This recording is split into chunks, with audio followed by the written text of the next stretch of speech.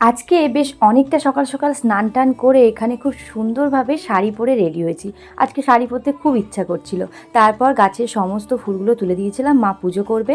আর আজকে টিফিনে কিচ্ছু খেতে ইচ্ছা করছিল না, এত গরমের পরিমাণ দিন দিন বাড়ছে। ওই জন্য বললাম টিফিন খাওয়ার আগে এক গ্লাস লস্যি খেয়ে নিই। ঠান্ডা ঠান্ডা এই লস্যি খাওয়ার পরে দেখলাম বাবা কিছুটা আম পেড়েছে গাছ থেকে, আর আমিও কিছু কাঁচা আম এখানে খুব ভালো করে মাখিয়ে খেয়ে নিয়েছিলাম। আজকে না আমাদের এখানে বিকাল থেকে কী যে বৃষ্টি শুরু হয়েছে, আর খুব খিদে পাচ্ছিল, এটা সেটা খেতে ইচ্ছা করছিল। সেই জন্য ঘরে থাকা কয়েকটা জিনিস কিছুক্ষণ ধরে খেলাম, বিস্কিট, চকলেট, চিপস। এগুলো খাওয়ার পরেও কিছুতে মন ভরছে না। এদিকে বৃষ্টির পরিমাণ তো দ্বিগুণ হতে রয়েছে। আর ফ্রিজে ছিল কিছু পরিমাণ চিকেন, তাই যেমন ভাবা তেমন কাজ।